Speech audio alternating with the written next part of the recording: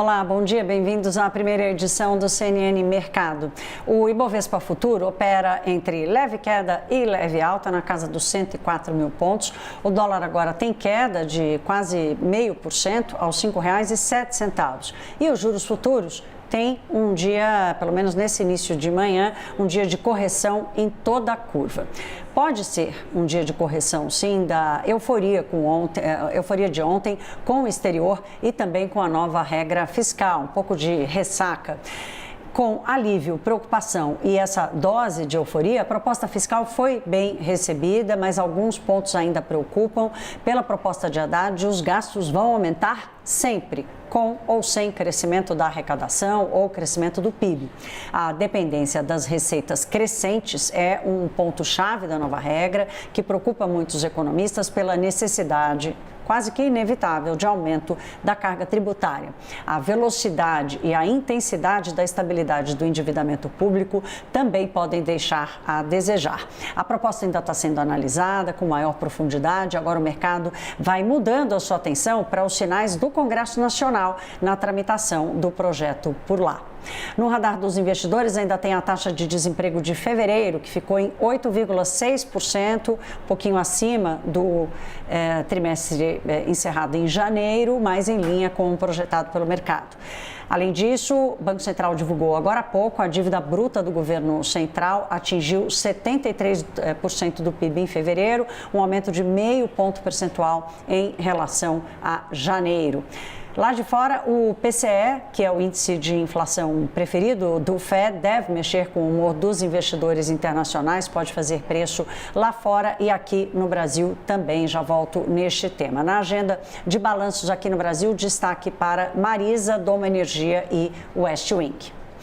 Voltando a falar da regra fiscal, para o economista-chefe da Rio Ácido, Gabriel Barros, o novo arcabouço apresentado pelo governo tem um saldo negativo entre os prós e os contras da proposta. Segundo ele, o modelo de Fernando Haddad só vai funcionar quando a economia for bem. Vamos ouvi-lo.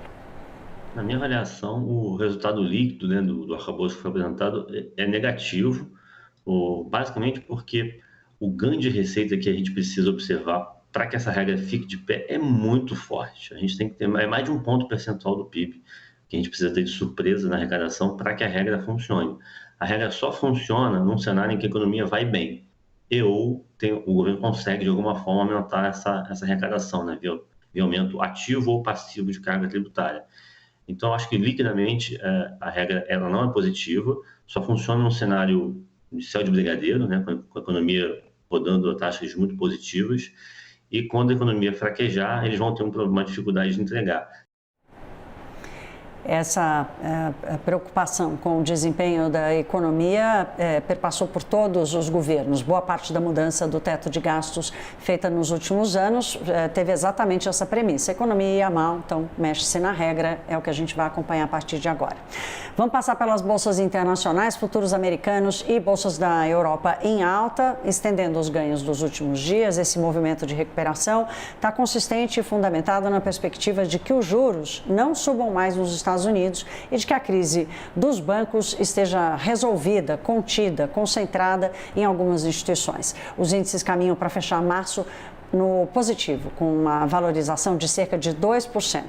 Daqui a pouco sai o PCE de fevereiro, que é o índice preferido do Fed para a tomada de decisão sobre os juros. A expectativa é de uma alta de 0,5% no mês e desaceleração para 5,1% em 12 meses. Dependendo de como for o dado, a gente vai acompanhar ou não se esse rally da recuperação vai seguir. Até porque, mesmo com essa esperança renovada, mais da metade dos investidores continua enxergando e apostando num último lance de alta dos Fed Funds em maio. Na Europa, o CPI de março da zona do euro subiu 0,9% e desacelerou para 6,9% em 12 meses. E do Reino Unido, temos informação sobre o PIB do país, que cresceu 0,1% no quarto trimestre e fechou 2022 com uma alta de 0,6% acima do projetado pelo mercado. O CNN Mercado fica por aqui. Às 1h45 da tarde, você confere as atualizações de hoje. Bom dia.